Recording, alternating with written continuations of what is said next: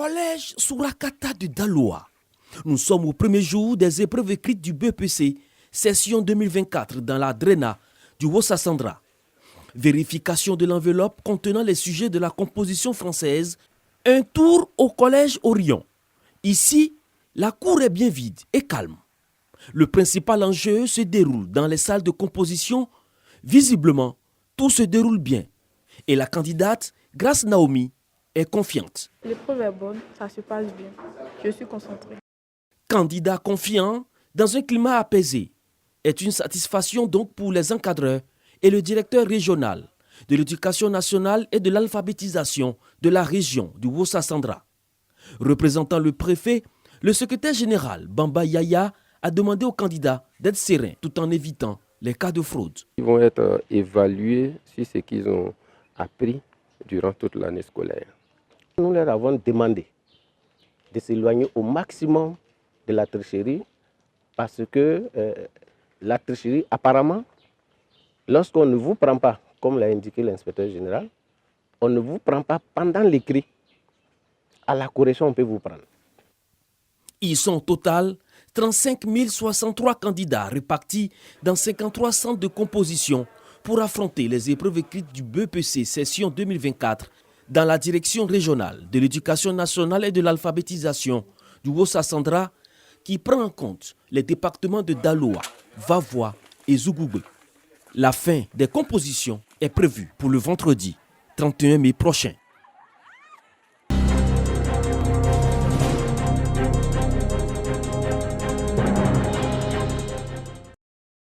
C'est le lycée moderne d'Aïnbilekro qui a abrité le lancement officiel des épreuves écrites de l'examen du brevet d'études du premier cycle BEPC, section 2024. Après les consignes avec le corps enseignant, les candidats sont appelés à la responsabilité. Première épreuve, la composition française. Les candidats expriment leur confiance. Les épreuves se déroulent dans le calme, selon Patrice Koulibaly, le directeur régional de l'éducation nationale et de l'alphabétisation qui avait à ses côtés les autorités préfectorales. Il exhorte par ailleurs les candidats à la discipline et au respect des consignes. Pour ces épreuves écrites dans la direction régionale de l'éducation nationale et de l'alphabétisation de l'Indéné-Djoablin, 12 769 candidats composent. Ils sont évalués jusqu'au vendredi 31 mai dans 20 centres.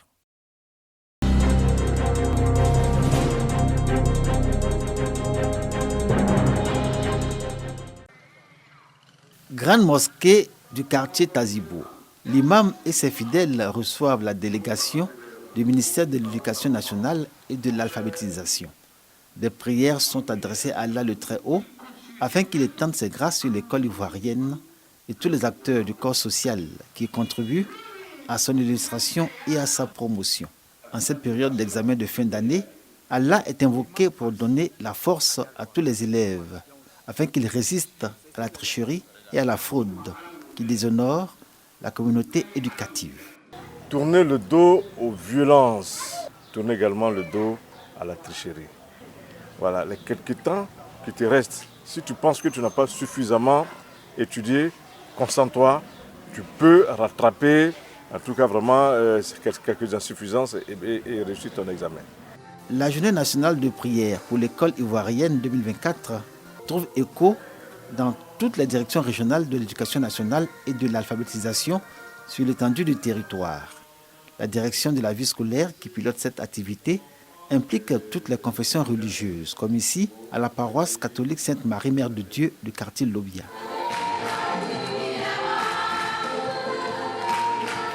Plus loin dans le même quartier, à l'église méthodiste où le pasteur prie pour le bon déroulement des examens de fin d'année 2024, il prie surtout pour que les élèves intègrent tous les messages et toutes les valeurs dans tous leurs actes du quotidien, mais encore pour la réussite à leur examen.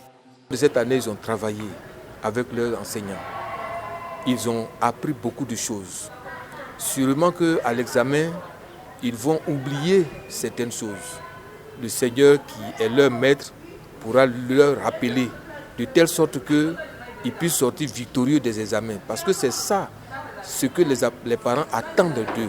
Au-delà de la journée nationale de prière pour l'école ivoirienne, les autorités éducatives nourrissent l'espoir que les élèves se laissent toucher par les messages des confessions religieuses, lesquels exhortent à l'appropriation de toutes les valeurs grâce auxquelles ils se réaliseront dans la vie.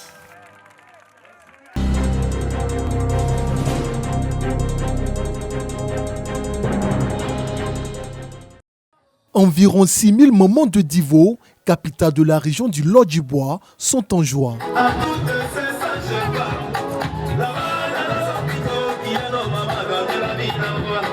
Venues des différents quartiers de la ville et de ses environs, elles célèbrent la fête des mères, édition 2024, initiée par le collectif des mamans de Divo. Chaque participante reçoit des cadeaux, entre autres des pagnes, des appareils électroménagers, des bonbonnes de gaz et des engins à 2 roues.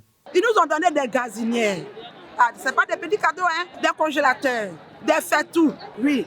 Tout ce qui est pour femmes. Moi, nous, les mamans, nous sommes vraiment contents.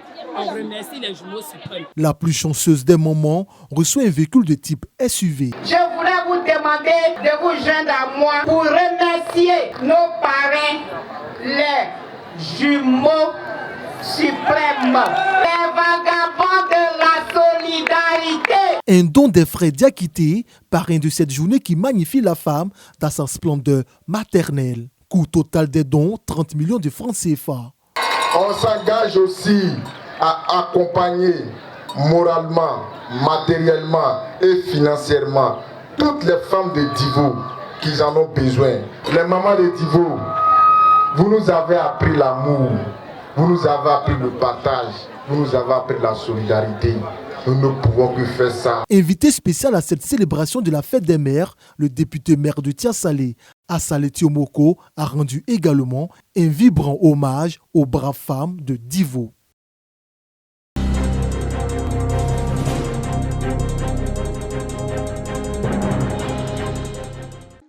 La femme au cœur d'un dispositif professionnel performant et engagé.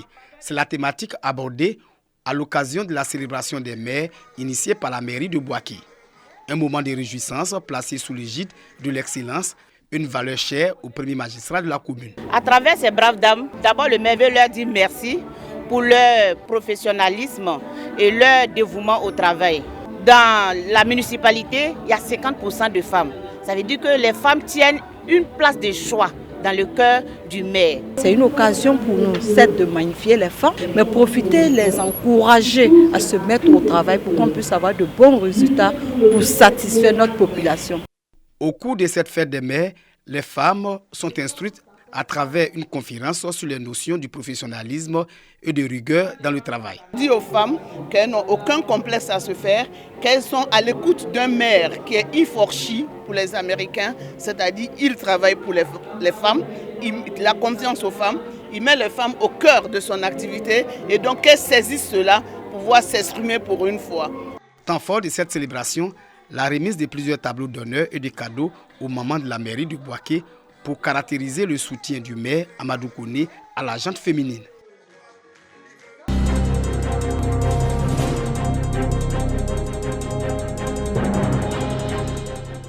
L'acte de naissance est le premier document d'identité d'un enfant lorsque son parent déclare la naissance, ce qui n'est pas toujours le cas. Avec l'Estre aujourd'hui, je peux voyager avec l'enfant, que ce soit ici au sein de la nation et même hors même ce pays. Et c'est ce qui me donne vraiment la joie. Après une campagne de sensibilisation de l'ONG avec l'appui du préfet de la région de Lamé et la collaboration de la mairie d'Adzopé, engagée dans la lutte contre le risque d'apatridie, environ 6000 personnes non déclarées à la naissance ont été identifiées. Il y a véritablement un travail de sensibilisation et de communication à abattre, n'est-ce pas, auprès de ces populations pour leur dire l'importance de déclarer d'abord leurs enfants ou de rétablir leur propre identité si elles n'en ont pas. C'est ensemble que nous pourrons parvenir à réguler ce phénomène qui véritablement est un fléau et qui est un problème crucial pour l'avancement de notre société. L'appui de l'ONG RADEF aide vraiment les officiers d'état civil à mettre en œuvre cette loi. 6000 personnes, c'est beaucoup. Ça prouve encore que nos parents rechignent à déclarer les faits d'état civil, surtout les naissances, dans le délai de 3 mois requis. Donc ça nous invite à encore plus de sensibilisation auprès des communautés pour qu'ils puissent prendre conscience de l'existence juridique des différentes naissances. À l'issue de ce constat, un projet visant à offrir des extraits de date de naissance aux populations concernées est initié.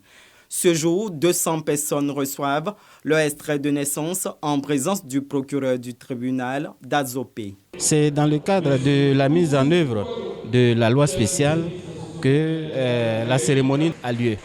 Et cette loi spéciale, elle court jusqu'en 2025. Et donc, nous exhortons tous ceux qui ne sont pas encore entrés dans le cadre de cette opération à s'y mettre. Parce que bientôt, l'opération peut prendre fin. Et nous ne savons pas encore si l'autorité compétente va prolonger le délai. Cette remise d'extrait d'acte de naissance confère désormais une personnalité juridique aux bénéficiaires. Les autorités administratives, politiques, judiciaires de la région de Lamé exhortent les communautés à faire déclarer leurs enfants dès la naissance.